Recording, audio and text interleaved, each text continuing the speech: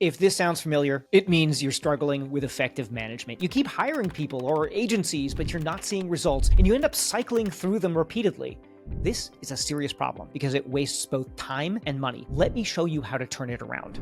Very often that comes down to one of two things. It's either selection, right? The wrong hiring process. I've done training videos on that, wrong hiring process, or it's the wrong management process. And very often when it's the wrong management process, let's say you do have a really good person. You had super high hopes for this person, but it flames out. And then you try the next one, super high hopes, flames out. It's probably in something in the process of how you are managing that relationship, and it's not necessarily the person, because people are extremely adaptable. It's not to say that they're all good, but they're extremely adaptable. And if you give them a situation in which they are coming up with their own solutions for things, and then you're guiding them on how to think about solutions, you're teaching them how to think and not what to do. That is a big difference. On the other hand, you just keep on getting bad results. And what you're getting is people coming to you and saying, what do I do? What do I do? That is the red flag. Because if they're saying, what do I do? That means you haven't taught them how to think. In the very early days of the company, maybe it's you and some offshore people with zero context.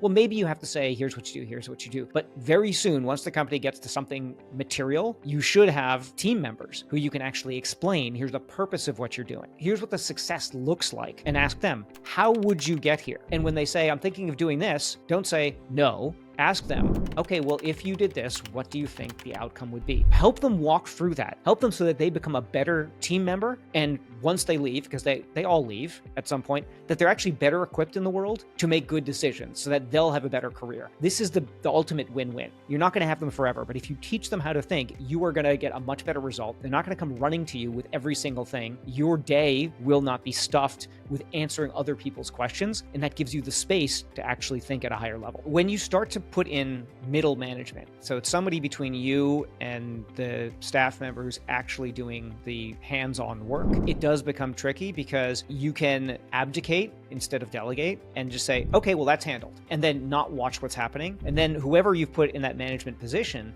doesn't necessarily have the tools to do the same thing you're doing. I hired once a COO at my marketing agency, and it was a complete and utter disaster. She went behind my back. She tried to literally steal the company. She was poisoning people against me so that they would follow her instead of me. Fortunately, I'd put in place some bumpers around that to say, what does success look like for this role? So within 60 days, I could get her out. However, that can be a real problem that this person doesn't know. So your job as a leader is to grow other leaders. So your job is to teach this person how you like things to be done and to help them become a better leader. So for my chief of staff, for instance, I talk with her about, okay, well, what do we want this organization to do? How would we do it together? And as much as possible, my job is to teach her everything that I know to make her successful so she can be a CEO in the future if she wants to be. So if you take it upon that as this is something that can't be completely hands-off again, I'm still in the business. I'm still running the business as the leader, the president, CEO of the business. But I've got somebody who's really taking a lot of the burden of managing individual people, and I can't expect her to just do that magically. On the other hand, there's a lot of reward in showing her, here's everything that I've learned, and how can I make her so much better at what she does based on collaborating with her and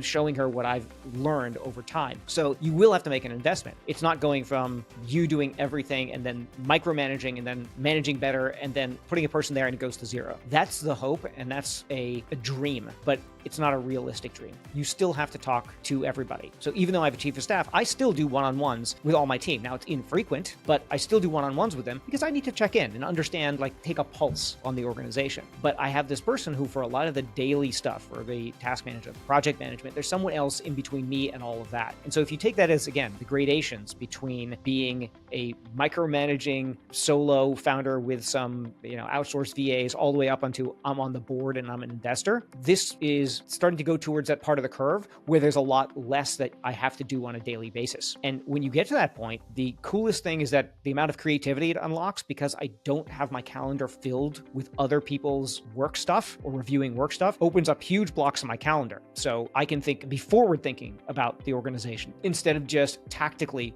what do we need to do to survive today?